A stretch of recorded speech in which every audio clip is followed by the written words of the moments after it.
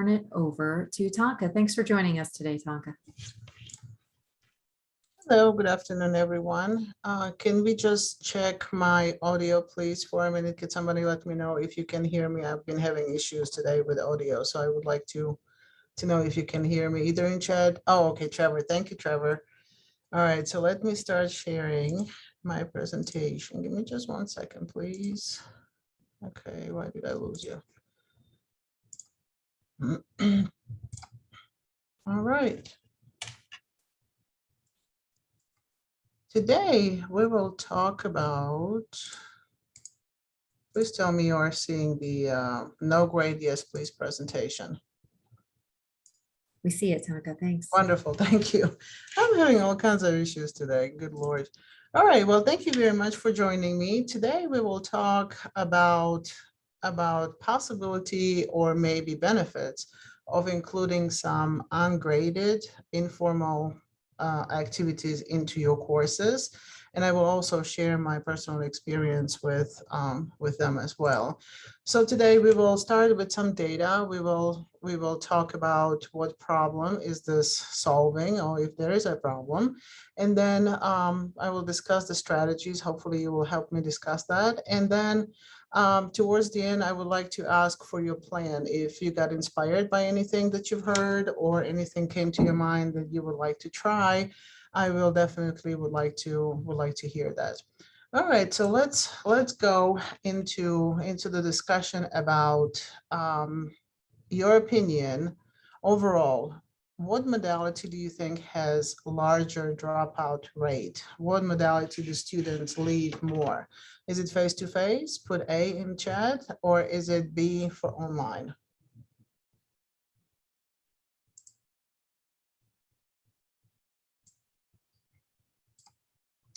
All right, we have a mixture, but majority I'm seeing is for B, online.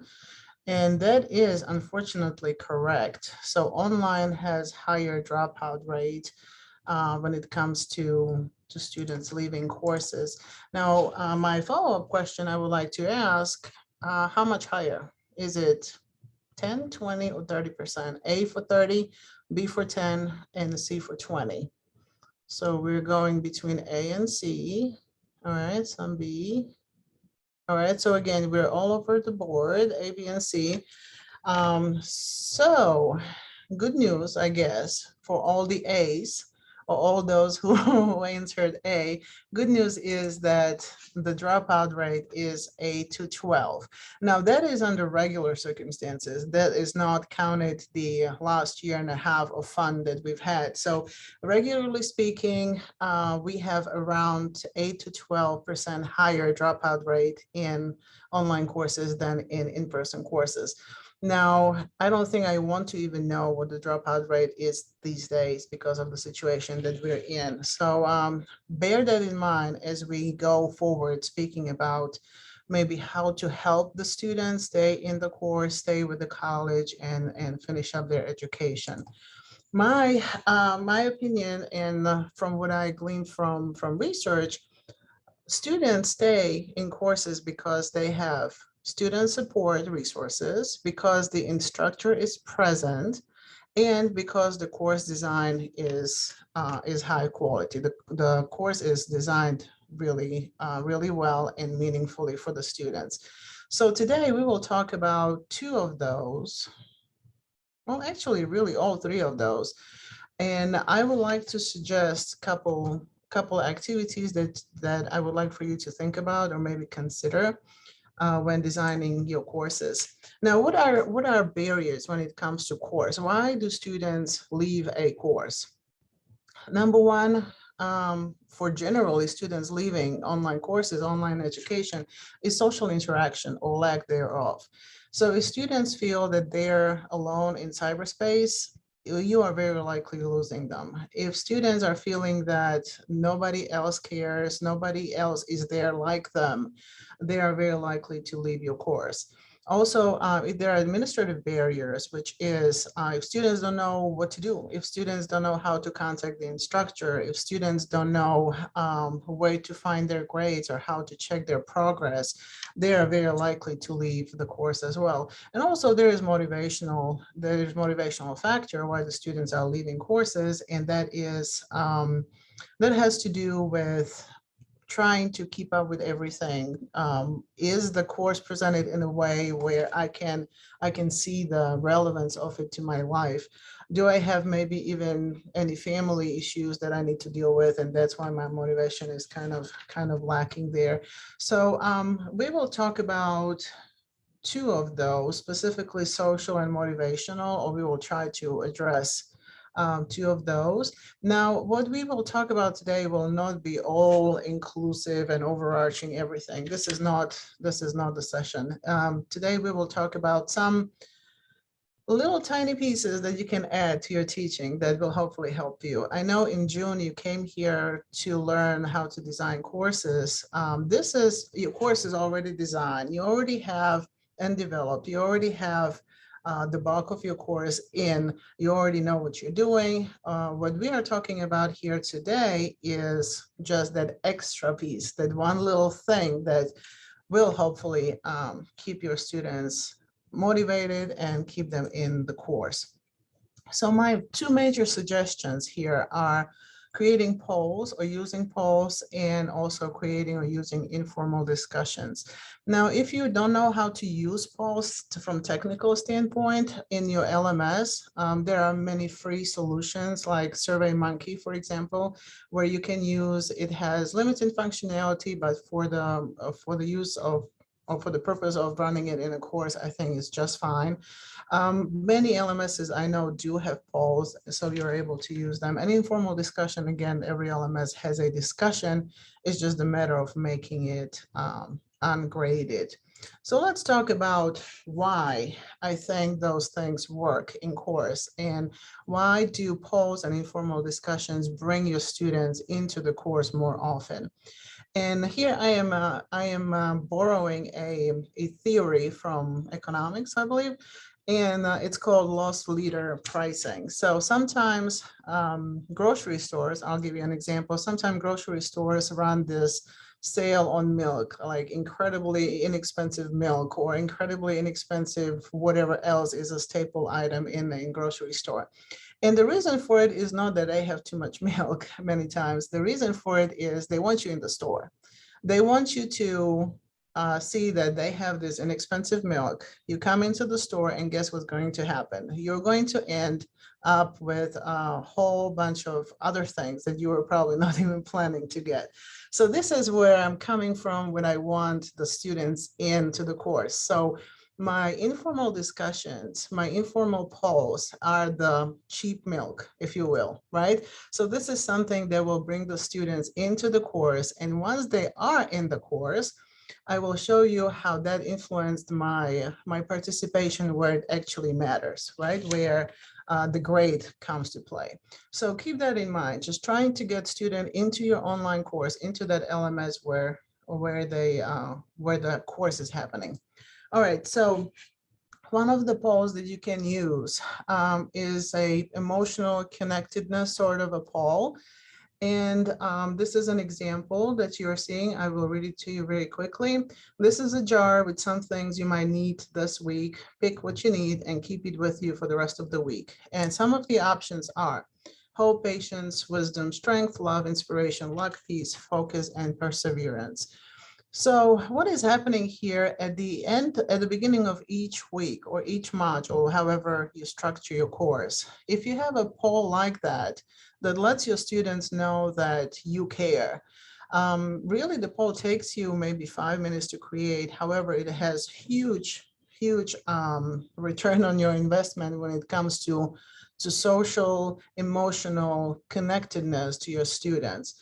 What I do, I make the results visible to students. So it also helps them see that, okay, if I need strength this week, because this week is particularly difficult because I'm running through midterms and I just need that strength. If the results come back that 2, 3 other students still need the same qualities, need strength as well as you do, you already know that you're feeling like, okay, I'm not alone. Everybody else is in the same boat. We'll get through it. And you as an instructor, if you see that one particular feature, one particular, yeah, feature, I guess, element is more popular, so-called, with your students each week, you can address that. You can address that in your announcement. You can say, okay, so let's say if you see that a lot of students for some reason need peace, that particular module in your course, you can address that and see, well, I'm seeing that you're in need of peace. If there's anything I can help you, please let me know. Also, please understand that there are additional resources into whatever it is that we're studying. So if you think that you are very torn between trying to understand the topic and maybe your own personal opinion, there are more resources you can research, right? So there are some resources you can help the students with if you're seeing that they're struggling with one of those things. And what is funny in my courses, this particular poll is attended every single week. So even if the student discussion kind of trails off a little bit when you come closer to the end of the semester, this particular poll always gets participation. People always want to take whatever it is that they need that week. And again, it took me 5 minutes to create or so, and I just duplicate it from module to module to module to module. And I open it every time on Monday when my module starts. And it's really an easy thing that lets students know that you care. I also use silly polls. Those are a little less. How do you share the poll? What kind do you use? I use the one that is in the LMS that I use. However, just like I mentioned, you can definitely sign up for surveymonkey.com, just like you hear it, surveymonkey.com, and you have some very actually pretty powerful free options with SurveyMonkey that you can use in your courses. Silly polls that I use that you would think would be more popular than the more serious ones are actually less popular for some reason, but I do use them anyway, just to bring some sort of humor and lightness into the course. And some of the polls that I use, do you ever talk to yourself? And the answers would be never, sure do, yes, that's embarrassing. And that's the only way I can get to speak to someone intelligent. And so it's something that my students know that it will happen every single module, at the beginning of every module. They don't know what it is up front, but on Mondays, I've heard actually from students saying that, you know what, on Monday morning, I just want to get into the course to see what kind of craziness you came up with this time, and once they're in the course, they'll look around. They will talk to their peers. They will look at, oh, this assignment is due at whatever time, whatever day.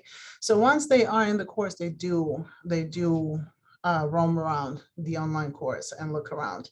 And also another example, if someone weighs 99 pounds and eats 1 pound of nachos, is that person 1% nacho? Just crazy stuff like that, that has nothing to do with my topic of the course, has nothing to do with anything. It's truly just for entertainment purposes to bring the student in. And once the student is in, more things will happen. And I will share that observation with you. So again, your polls or any polls that you create will bring you a lot of benefits. One of them is just students into the course because they really want to know what crazy stuff you came up with this module. It also, the poll that you saw, the one with the jar where students are supposed to pick whatever it is that they need that particular week, they provide sort of an emotional support to those students, and especially when they are able to see the results, just like I mentioned before, that others are in the same boat and I'm not alone, and others feel the same way. So you see how you have that social interaction without really interacting, how you have that teacher presence without really being present. So in your course design, those things are very simple to make, and it makes students feel that you care and you're showing them that you do care.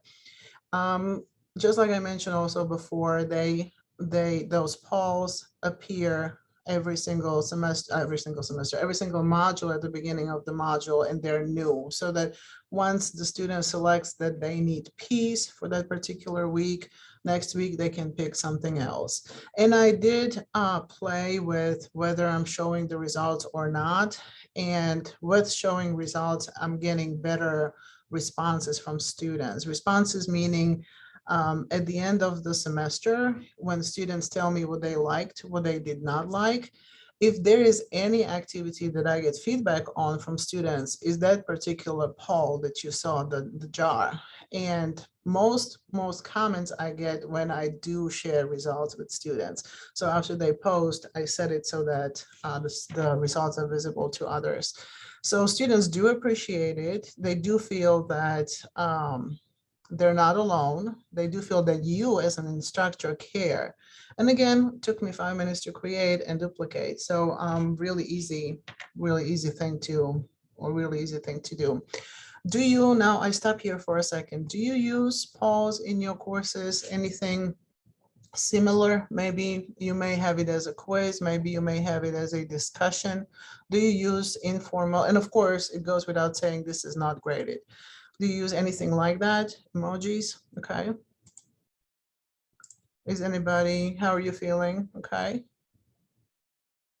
They're in Blackboard also. Okay. All right. So yeah, we are somewhat using that. And I heard that when I was in at the beginning session of today's day for Otter, I did hear you say a lot of things that I'm mentioning. So I think I have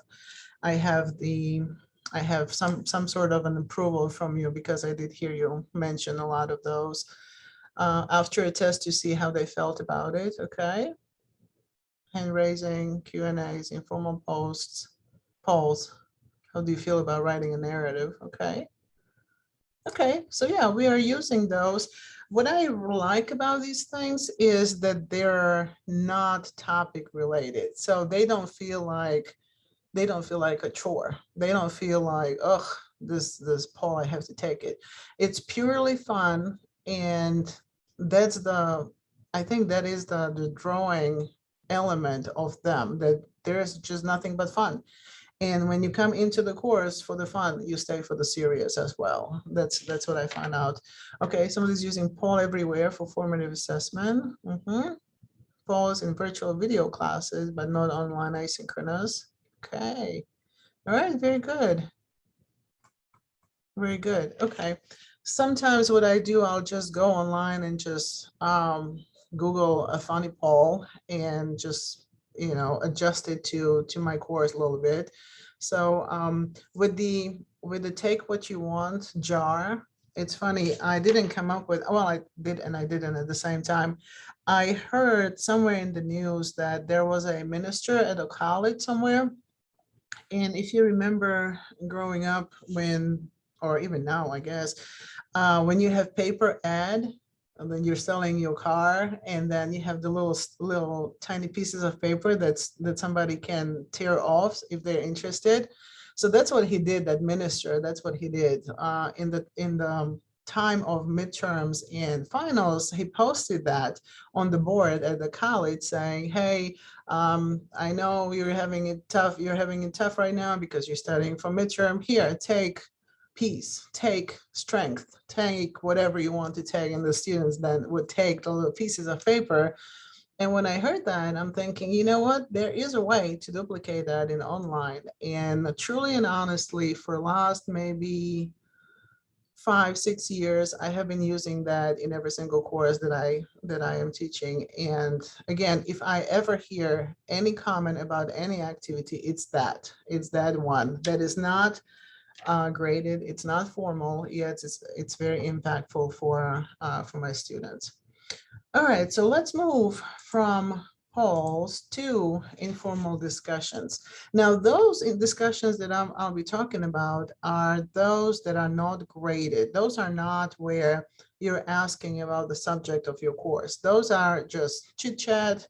Sometimes people call them water fountain cooler discussions. Sometimes people call them break room discussions. There are there are other names that people use. I don't call them anything really. I just, it's a discussion for me in my courses. And the discussion topics that I use and I really appreciate as well as students do, I use Advice Corner usually in about week 2 of my course. I would post an Advice Corner, and here my course typically is attended by students of really everywhere on the spectrum when it comes to classmanship, I guess. I do have a lot of students who are new to college or who are new to online. And then I have also some students who are very proficient and they know already what they're doing when it comes to online schooling. So I post an advice corner where somebody can ask, so how exactly does this work? Or do you have any advice you can give me about how to be successful? And then the more experienced students then will chime in and then just give advice to the others.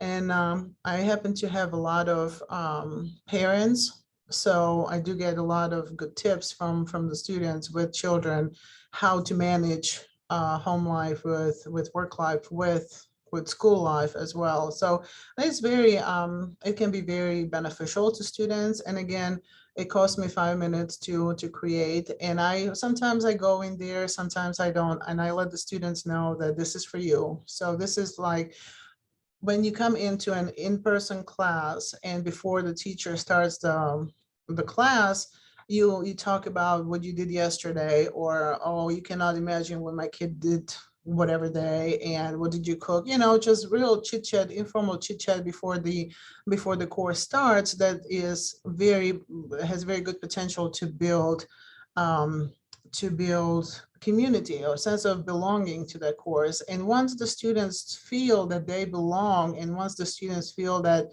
they have friends or they have people who are just like them, they're less likely to leave the course because they have those strong connections in the social area.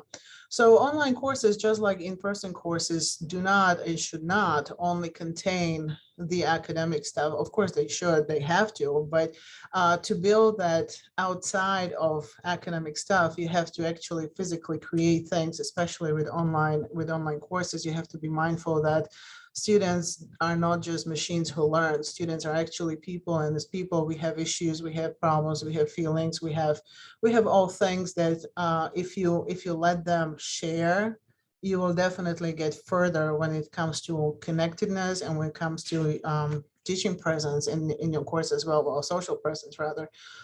All right, so Advice Corner is number one that I use all the time. Sometimes when I have no inspiration of what to ask, I just ask some funny, silly things.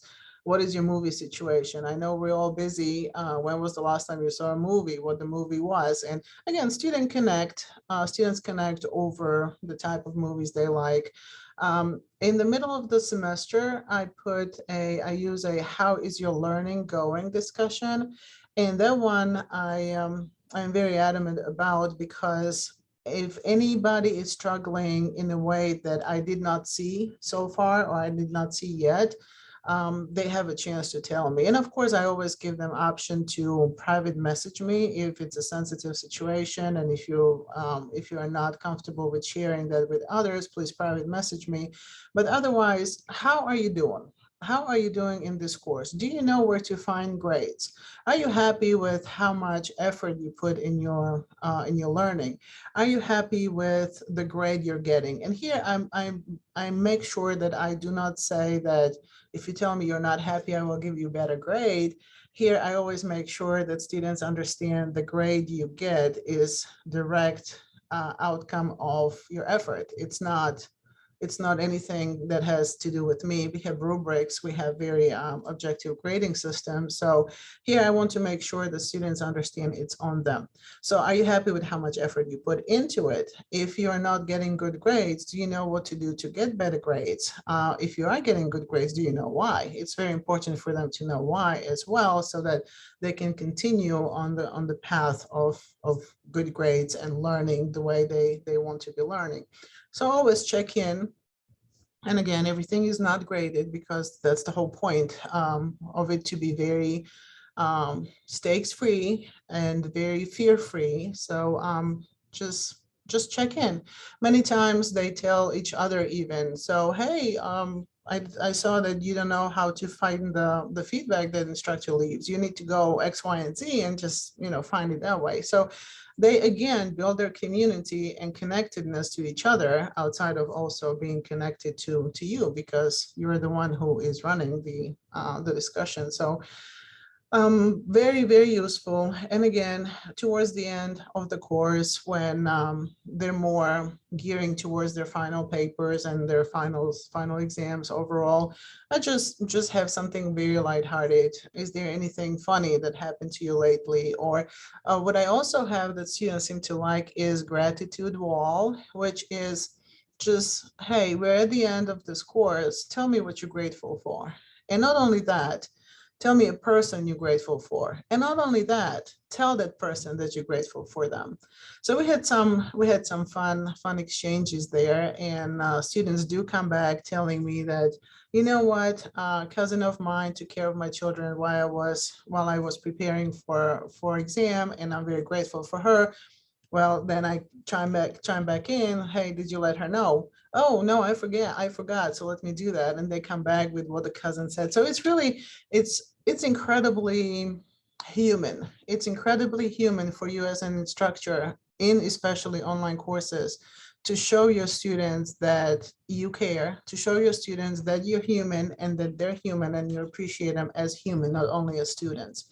And once you have that connection, once you have that, my instructor cares, you definitely get more motivation out of your students. You get better quality of participation because they're emotionally connected to you. They're emotionally connected to others in the course, and you're getting out of them what otherwise you would not, because usually when you learn, there is emotion connected to it, but not to that kind of level. So if you try to reach deeper into emotion, you will get that out of students as well. So do you use any informal discussions in your course? What are the topics that, if you're using them, what are your topics? Is there anything that you would like to share with us when it comes to informal discussions? Also, you like the grateful strategy. Thank you.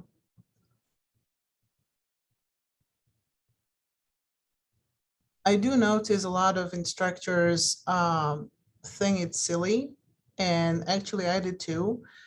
But we talked with students in messages. Sometimes they would message you about whatever is going on in their life. And when they message you, it's usually a bad thing. And that's when I realized that, you know what, we do get the stress, we do get the so-called bad things, which are not really bad, but you know what I mean. You get the issues, you talk about family emergencies in messages, but we don't really share the fun stuff. We don't really share the positive stuff that much. So that was my reasoning for including those. And again, just with pause, students do participate in those discussions, even though it's an extra. And I make it very clear that this is an informal, ungraded discussion. So of course, you're not going to get grade out of it, but they do participate. Reflection template. What was successful this week? I like that. What was a challenge? Nerd alert. Okay, for students to post links, videos. Okay. I usually start informal discussion with students who arrive early, but no, I will formalize this a little more. Okay, so Barbara, I'm assuming you're talking about synchronous courses, because when students arrive early, so I guess it's either synchronous or face-to-face. What is the format you're teaching, Barbara?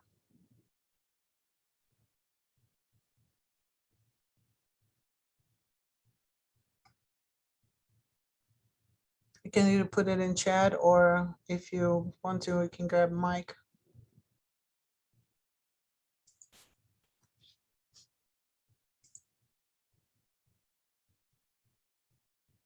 Okay, while we're waiting, let me go back, synchronous and face-to-face. Okay. About the course discussion, nerd alert, I like that too. Yeah. questions about course. Trevor, is this, if you don't know how to proceed, or if you don't know, if anything is unclear, is that the kind of discussion that you're talking about, Trevor? Yeah, it's general questions about the class. So, where is the next lab at, or things like that. Mhm. And oftentimes students will answer that before I get a chance to look at Right. it in my email.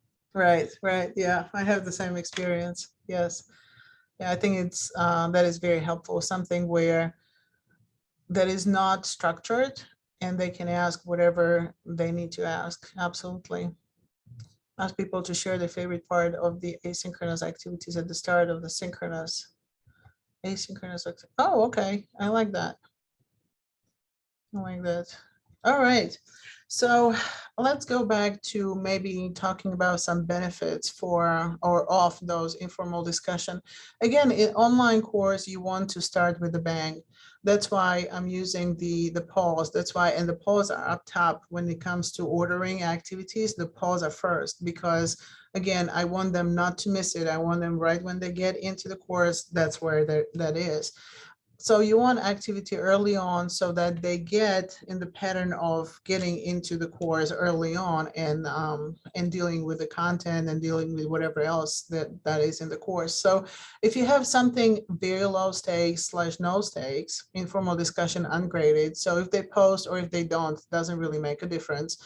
And again, what doesn't make difference is what they post, as long as it's appropriate. So they can participate at any time, and they're already engaged. Once they start participate, they're engaged in the course.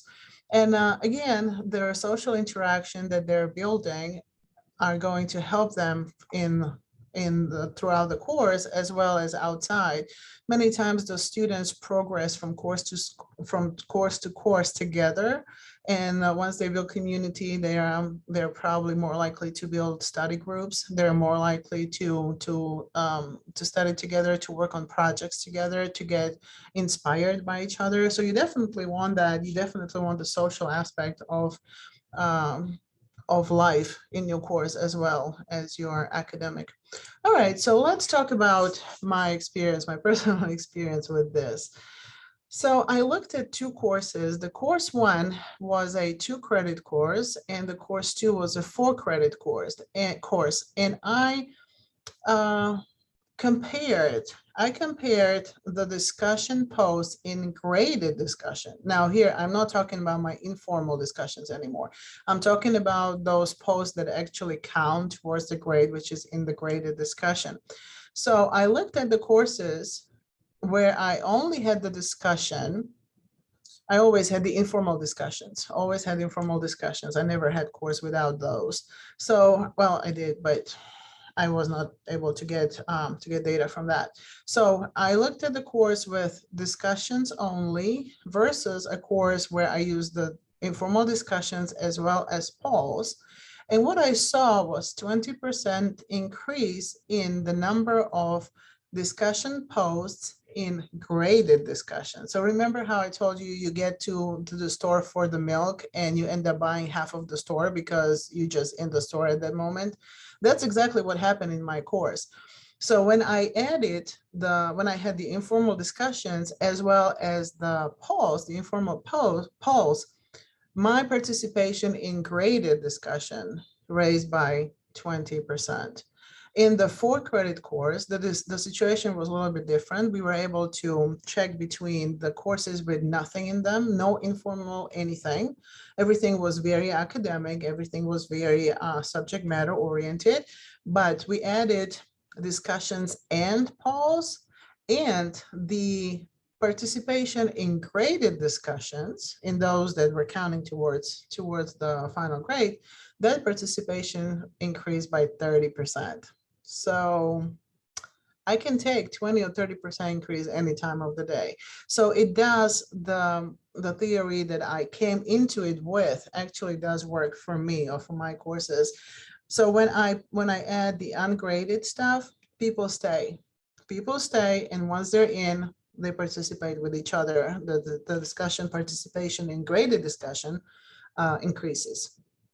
So that's just my experience. I was able to duplicate it in 2 courses, and the experience was very similar. So I'm hoping that if you do something similar, you will get similar results. But definitely it works. And I do hear from students that they like to come into course, because my course starts Monday morning and it ends Sunday night. So they say that no matter what, they always make sure they come into the course on Monday morning because they want to see craziness. I mean, not really, but if you post funny things, it's very attractive. They want to see that, and I do see results as they stay in the course. All right, so those are my suggestions, I guess. And some other possibilities or strategies, I guess, that I thought about and researched was the use of humor as well as using images. So when it comes to humor relaxes you, relaxes the student, and also I think I want to paraphrase the saying, the family who laughs together stays together. So if we have that shared experience of a joke that my instructor said, I'm already feeling a sense of community, because my next door neighbor doesn't have the same experience, but my fellow students in the course, they do. So you're already building the sense of community within the course. When you have something that is personal to you and it's funny at the same time, it's actually even better, because students like to have insight into your life, and if you are able to be funny about it, it's definitely very endearing, and it gets you emotionally connected with your students, or your students to you rather. So how to use humor. I know in person, I kill every single joke that I ever attempt. So I do not joke in person unless I'm crazy out of my mind, I guess, at that moment. I try not to, because again, with me, it doesn't work. I write jokes really well. So what I do, I would put jokes in my course as text. I usually don't say them, don't tell them, because again, I'm a joke killer, but I will put that in text. So whatever works for you. If you know you're generally a funny person, go for it. If you have any video, and incorporate joke into that. But if not, writing is fine as well. It always has to be uh well, thank you, Megumi. It always has to be non-aggressive. Nobody wants to feel threatened. If anybody feel threatened, you are not going to be building community, right? So it has to be very non-aggressive. And again, sometimes when it's directed towards you, from you towards you, that's actually very attractive to students. And as for the placement of the joke, they need to be placed either at the beginning or at the end of your instructional unit. Many times when you do that in the middle, the the meaning or the academic portion escapes them, because they're concentrating on the joke and trying to understand it and participate in it, right? So yes, jokes, absolutely, humor, absolutely, but try to sequence them: joke, academic, joke. Don't put joke in the middle of all that, because that's where their cognitive power needs to be devoted to understanding the subject rather than understanding the joke. All right, so tell me any jokes. No, really. I'm just kidding. Tell me anything that works for you in your course when it comes to funny. Do you have any funny stories that you share? Do you have um any, maybe if you teach language, do you have any linguistic jokes? Anything that always works for your students and it always brings them back into the class and to you as an instructor? Do you even use humor? I know for a very long time, we were so we were considered to be very serious occupation, being in education. So jokes were not necessarily suggested, I would say, or recommended. But again, at the end of the day, you're teaching people. So what works for people will work for your students. And humor absolutely enhances that sense of community and connectedness to you. So I absolutely recommend humor if you're able to. All right, I'm not seeing any jokes, so I guess I will have to, oh, there is a reflection on the time that I was first learning to apply related skills and how it went wrong. Yes, oh, that, I bet you it goes far with your students, because again, you are at the point where they are, or you were at that point at the time where they are right now, right? So they're trying to learn whatever it was you were trying to learn, and if you show them that, you know what, everybody fails every now and then, and it's gonna be fun, but you will get there, you're actually modeling the situation um, where they are right now. So that works on so many more levels than just humor. It's absolutely confidence. It is relevance. I like that. I like that, Jill. All right. With student teachers, I tell them crazy and unsuccessful things I did as a new teacher. Yeah, I'm sure that helps. Accidental cheating incident in second grade. Okay. I included a funny profession related cartoon, a picture of Algar art. Oh, microbiology. Okay, I was wondering what that is. Epic fails are the best teachers. Yep, I agree. I agree. So yeah, if you were ever doubtful if this is just going to all turn into comedy and I'm just going to lose my face as an instructor, you're not. What you're doing is you're building the sense of togetherness with your students by sharing something funny, and especially funny about yourself. All right, so my last strategy, somewhat of a strategy for today, is including images. And here you again probably are saying, well, I teach microbiology and I don't know what kind of images I can include. Well, Rita is using agar art as a visual, right? So the benefits of using images are more than just understanding. It's more than just knowledge. When you're using images, you are influencing students' emotional state or emotional even connectedness to the subject.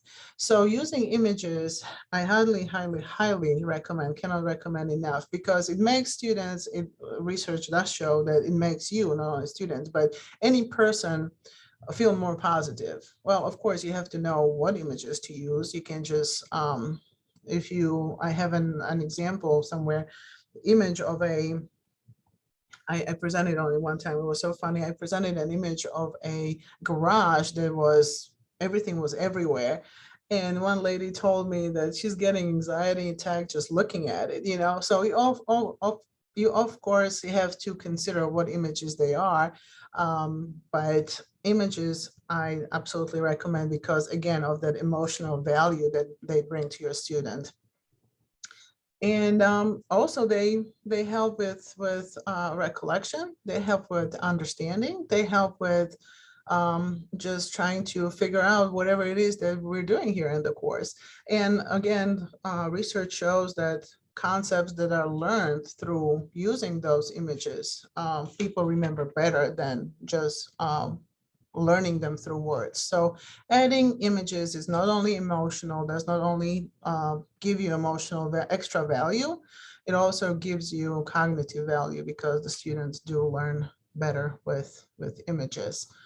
And some of the sources that I included before we go to hopefully more of a discussion portion of this. Some images, you have to be mindful always about the copyright. You do not want to use anything that is copyrighted, so that you're not exposing yourself to any kind of copyright law infringement cases. Very good source that I use a lot is pixabay.com, that has public domain images, and you're free to do whatever you wish to do with them.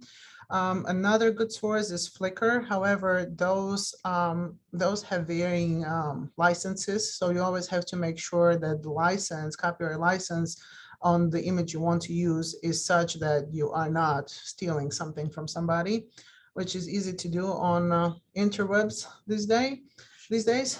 And also what I use a lot for more of academic type of images are the Wikimedia Commons. And again, you can use those as other public domain or Creative Commons, I guess, images. And if you're completely out of luck with images, you can just create them. There are in There are different fonts. They have different icons, and sometimes what just happens, you can just change the color on the font, and suddenly you have 3 different logos or 3 different images of something. So you don't have to rely necessarily only on something that you find on the internet. You can create their own, and some images are very easy to create, especially the easier ones when shapes are manipulated and added together or anything else. Very easily created in PowerPoint itself. You can just add shape on top of shape and just do cutouts and all kinds of things. That is especially good for logos. If you want to have a logo for your classroom, I think you can create one in PowerPoint quite easily. All right, so I'm seeing that somebody's using lots of visuals, okay, to help my students make connections with the real world. Absolutely. Yeah, anything else that you want to add about the visuals? Are you using them? Do you not like them? Do you feel, I want to know if you feel that the visuals are distracting from the matter of your course. Do you feel that using visuals is just something that you don't want to do because it takes away from the students' time that they devote on the serious topic or on the topic at hand? James is using Canva. It's very, very easy. All right, Megumi updates LMS banner image with the topic when the topic changes.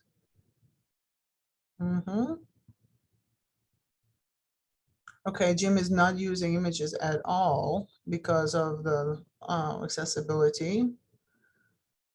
Julie is having students create collages like dream maps to explore or share their understanding. Oh, I like that, dream map. I like that.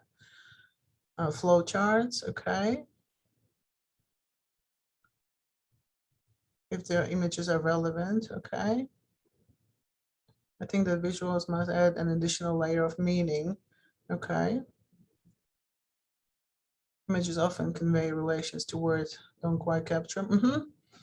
Yeah, sometimes in addition to images that illustrate the content of your course or the subject that you're teaching, you can use them as a logo, so-called, for your courses. So if there is a lecture in each module, that lecture can have its own icon so that students already know that, oh, okay, so he put strawberry in there, it means that's the lecture, because that has been the case in last 3 modules.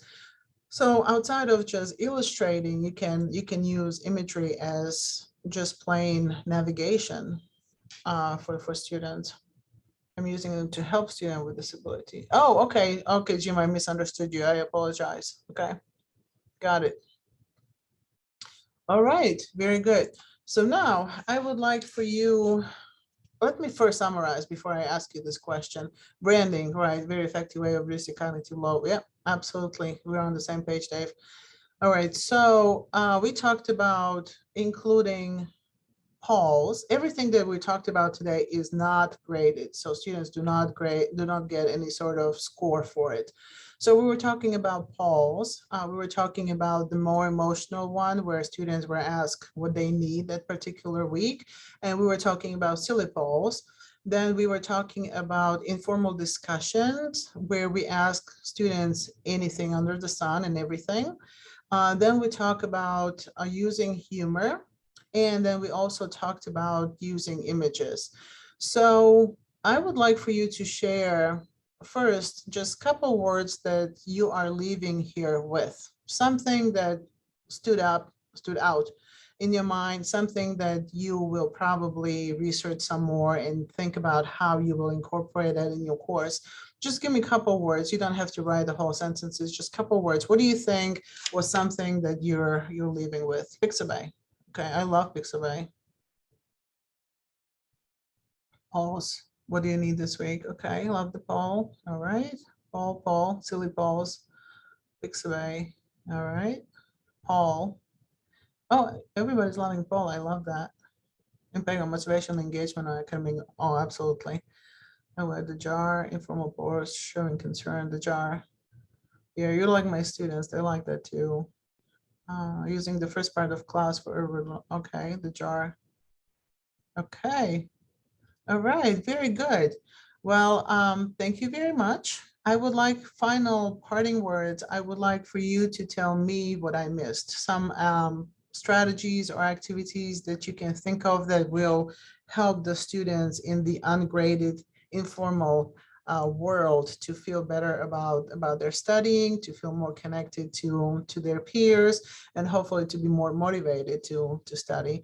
So if you just give me a couple words, whatever it is that I missed, and I will make sure I'll incorporate it into my future thinking.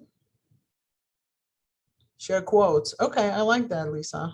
You share quotes connected to the topic that you're teaching, or just whatever quotes? Inspirational. Whatever. Okay, I like that. Okay. Random emails, checking in on them. Okay. So, Jim, are you doing that when you're seeing that they're struggling, or just anytime, whoever, whatever email? Both. Okay. You see, I like that. I usually check in on students when there is an issue, and I need to put that in my mind to check on them when there is no issue. Because sometimes people are struggling on their own. They're not going to let you know that they're struggling. So they can appreciate it when you're checking on them, even though you technically have no reason to checking on them. Celebrate success personally. Music or white noise. Oh, I like that. Okay. To share a quote. I'll have us build one another's motivation. I like that. Campus events. You see, I didn't touch on that. That's a great point, Lisa. Thank you. Yes, that's one of the ways that you can increase the connection to the campus, connection to staying on campus. Yes, I agree. Okay. Very good ideas. Random emails, I like the campus events a lot. The the course that I'm teaching is asynchronous, so that will probably not work that well. All right. Well, thank you very much. Let me put in my email into the chat. If you feel like you need to talk to me, or if you would like to collaborate or anything, please let me know. I will be very happy if you do. Thank you very much for your time. Thanks, Tonka. That was great. That's great. Gives everybody a little bit to think about, adding some things to our courses that are non-academic and yet looked really powerful as far as it got the increase in student engagement in your discussion forums. That's great. All right, so we're heading into a break here. We will resume our presentations at 3:15. So for those of you, just as a reminder, who may be registered early, we did add additional webinars at 3:15 on Monday, Tuesday, and Wednesday. And today we're going to talk with Engagely about this great product that they have that we have special SUNY pricing for this semester, or this year rather. So you might want to stick around and check that out. All right, thanks. We'll be back in 15 minutes. And by the way, I'm going to put the Otter Cam up, and they just got buckets of ice and they're being ridiculously cute. So enjoy that.